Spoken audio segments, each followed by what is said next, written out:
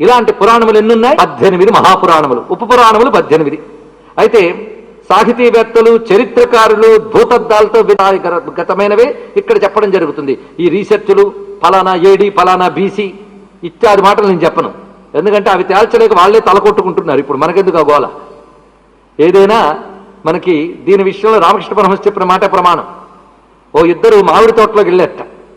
ఒక ఆయన చెట్టు కింద హాయిగా కూర్చున్నాడు, ఇంకొక ఆయన మొత్తం సాయంత్రం వరకు ఇందులో ఇన్ని రకాల మామిడి చెట్లు ఉన్నాయి, ఇన్ని రకాల పళ్ళు ఉన్నాయి, వాటి కేటగిరీస్ ఇవి, ఇన్ని రాసుకొచ్చేట. చూపించాడు. ఇంత జ్ఞానం సంపాదించని తెలుసా అన్నాడు. తెలుసు. మరి నువ్వేం చేసావు? నేను ఇవేం తెలుసుకోలేదు, చెట్టుకో పండు తిరుగుంటూ కూర్చున్నాను అన్నట్టే. కనుక స్టాటిస్టిక్స్ రాసుకోవడం అక్కర్లే, అనుభవించడం కావాలి. ఆ అనుభవ జ్ఞానం దీంట్లో తెలుసుకుంటే చాలు. ఎందుకు మనకి బతుక్కు పనికొచ్చేదేదో తెలుసుకుందాం. ఉన్న ఆయువే ఇంత, దానిలో ఈ బుద్ధి అంతా, దాన్ని తక్కాలు గ్రహించడానికి ప్రయత్నం చేద్దాం. పురాణములు 18, వాటి సంఖ్య కూడా గుర్తుపెట్టుకోవడం కోసం మనకు ప్రక్రియ, అది వ్యాసుడే చెప్పాడు. మద్వయం భద్వయం చైవ భ్రత్రయం వచతుష్టయం అనాపలింగ కూస్కాని పురాణాన్ని పృథక్ పృథక్. పురాణాలు గుర్తుపెట్టుకోవడానికి చెప్పిన లెక్కండి ఇది.